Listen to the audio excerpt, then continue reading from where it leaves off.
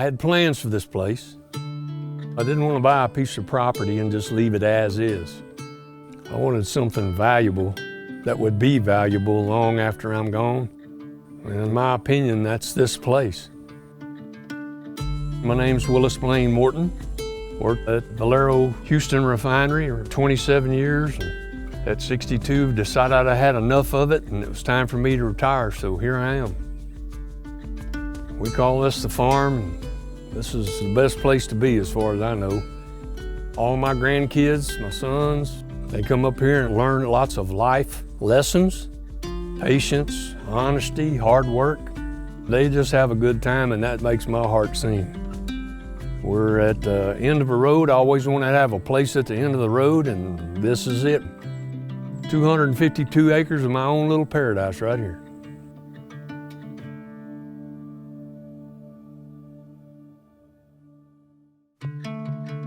This place looks very different than it did 10 years ago. I was somewhat new at owning land. I had a general idea of what I needed to do, but then I got some fine tuning from Mr. Chris Gregory when I asked the questions I needed to ask. 2010, Blaine Morton calls on the phone, and Blaine says, "Hey, I just bought a piece of property and I want you to come look so that him and his family could enjoy it more." He wasn't bashful, he was ready to get started, but he wasn't sure how to go about it. Texas Parks and Wildlife made a little plan to come out and do a site visit and talk about what he wanted to do. My plan was to make it the best deer hunting place I could afford to make it. First priority was big deer, and my second priority was pine trees.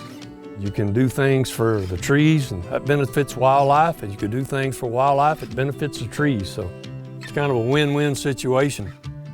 At some point in your plan, you're going to have to put a little money in it. I haven't spent what I'd call an exorbitant amount of money because I don't have a whole lot of money, but I was going to find a way to make it happen, and I did. There are a few different paths to land restoration. Mr. Morton's plan is what we call a slow conversion plan.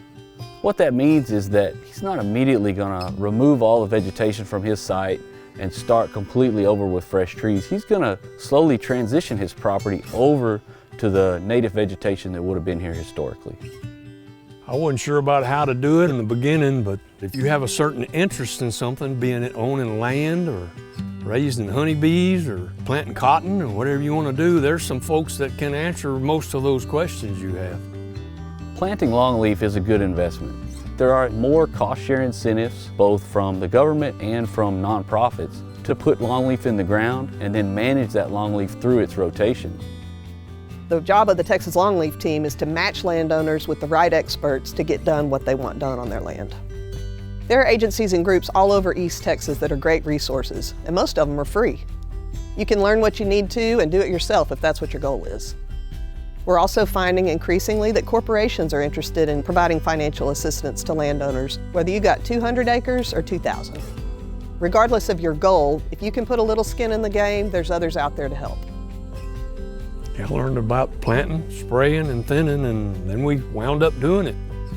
I've hired most of that done. I'm not in the shape I used to be. I don't think I could haul one of those 300-pound boxes around on my back and plant pine trees all day. Y'all have to come get me about 11:30 and take a nap.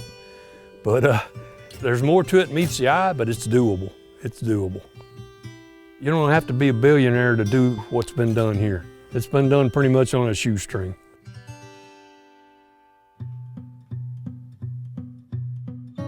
Blaine has created a success story that other landowners can follow.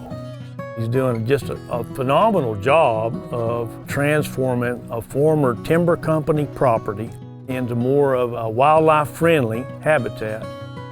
Larger trees, more spread out, and more sunlight reaching the ground. That's naturally what would occur here. It's really one of the best practices we can do for our deer herds. Whether it be burning, or whether it be thinning, or whether it be creating openings, other people want to come see his place and see what effect their habitat management activities would have on their place. It's really transformative for those guys because, you know, here's a guy that's doing exactly what I think I want to do, and this is the way it's going to look. Fire is probably one of the cheapest tools you could use to make your ground better do like I did. I went to Lufkin and took a certified burn manager's course that qualified me to take up the drip torch, and all that was free. Watch the weather, make sure you're burning on a good day. There's nothing to it. I think the work that Mr. Morton's done out here proves that any landowner can make an impact. It's a long-term game, it happens a little at a time, but you can definitely create something that'll provide value for generations to come. It's been my dream to have the best place I could have, call it my own, and in the end leave it better than I found it. Who knows, 6, 7 generations of kin of mine could enjoy this place, and nobody can take that away from me.